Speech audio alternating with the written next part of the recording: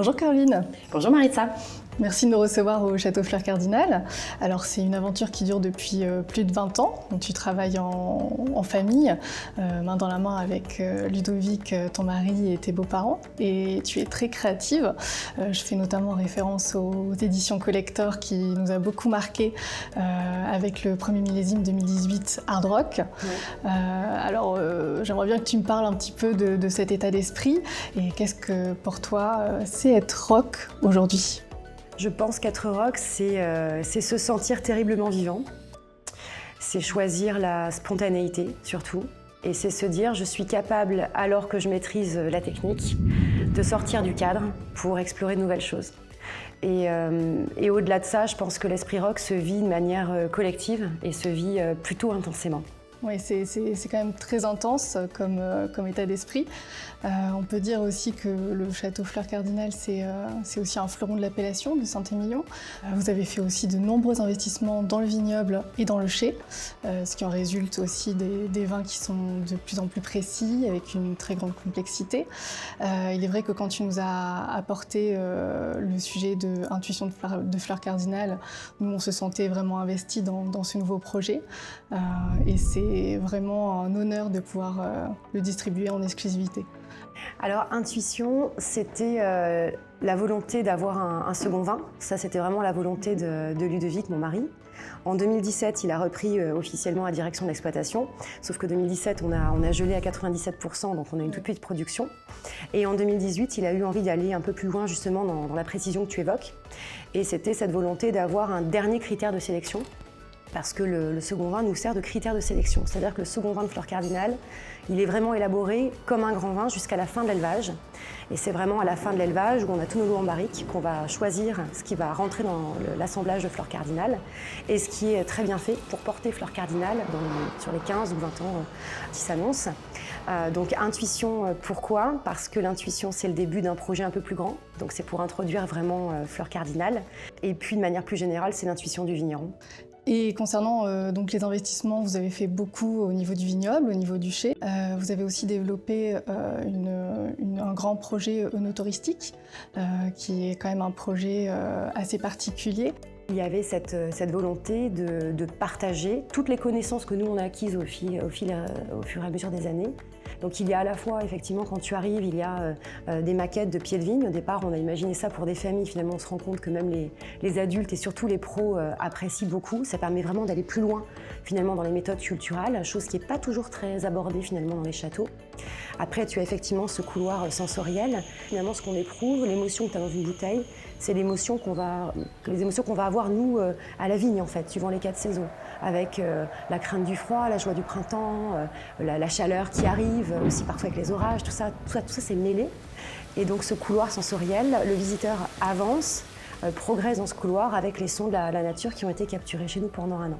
Et puis après, tu arrives ici, et là, tu es comme à la maison. Parce que c'était vraiment l'objectif, c'était d'avoir un espace qui soit très beau, très chic, mais surtout qui soit très chaleureux. Tout le monde, vraiment tout le monde est bienvenue chez nous. Oui. Moi, je trouve que c'est une très belle façon moderne et décomplexée de présenter le vin. Et c'est vraiment à votre image et à l'image des vins que vous présentez, qui sont très subtils, qui sont voluptueux. C'est gentil, effectivement, il fallait que le lieu soit en cohérence avec le vin. Tu l'as dit, on a un vin effectivement qui est sur le côté très généreux parce qu'on a un terroir quand même qui est exceptionnel. On a la chance d'avoir un terroir qui est finalement adapté au réchauffement climatique. On est sur ce terroir argilo-calcaire, côte au nord, secteur le plus frais de l'appellation. Donc naturellement, on a des vignes qui donnent des raisins avec un fruit qui est très abouti, qui est très généreux parce que ne souffre jamais de la sécheresse en fait et des hautes températures, surtout comme le millésime qu'on vient d'expérimenter là avec le millésime 2022. Et donc ça donne ce côté très voluptueux que tu évoques.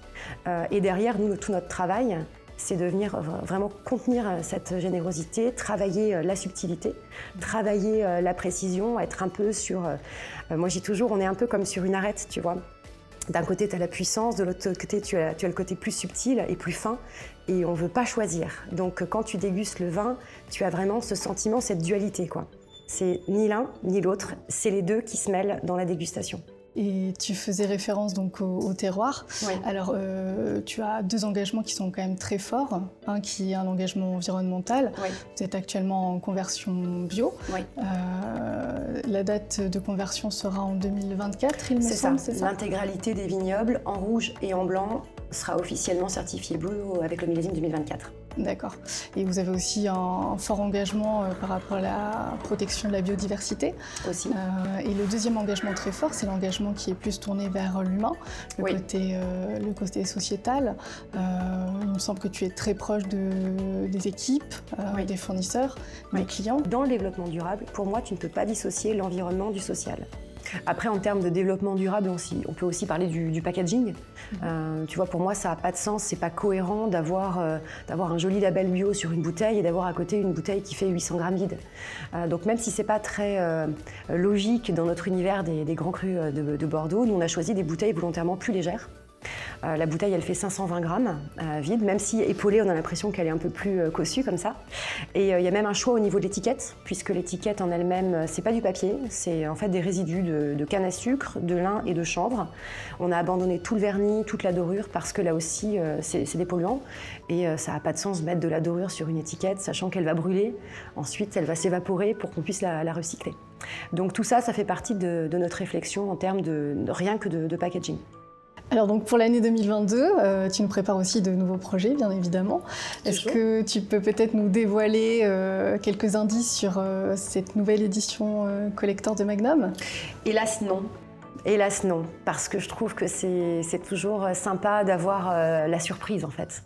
Ce que je peux dire, c'est que cette édition numéro 4, dont je ne donnerai pas le nom, il faut que je fasse attention, sera dans la continuité des précédentes. Il y a toujours une histoire à la base qui va susciter en fait ce thème.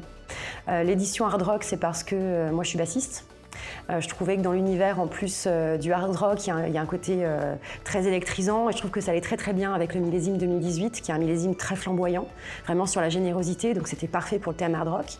Après on a basculé sur l'édition surf en 2019, sur le millésime 2019, qui lui était beaucoup plus à l'image du millésime, donc on est vraiment sur la puissance et en même temps il y a un côté très souple des tanins, le vin est très à l'équilibre comme le surfeur au milieu de la vague et c'est une inspiration personnelle parce que quand tu te tiens ici face à ce paysage, tu vois vraiment une mer de vignes, donc c'était parfait. Et puis après 2020, inspiration en avril 2021 par une nuit de gel, magnifique nuit de gel puisque le ciel est découvert forcément, étoilé, et on était en train en même temps de suivre les aventures de Thomas Pesquet qui partait rejoindre l'ISS. Et au moment où on a notre tour avant qui nous protège du gel, elle s'est allumée par la base.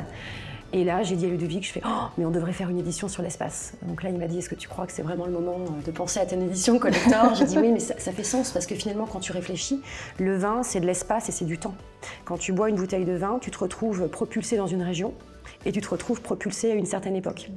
Donc ça faisait sens. Et donc l'édition numéro 4 fera sens aussi. Eh bien, nous avons hâte de la découvrir et j'ai vraiment l'intuition qu'on a beaucoup de projets à suivre ensemble et nous sommes très fiers de cette collaboration et de ce partenariat.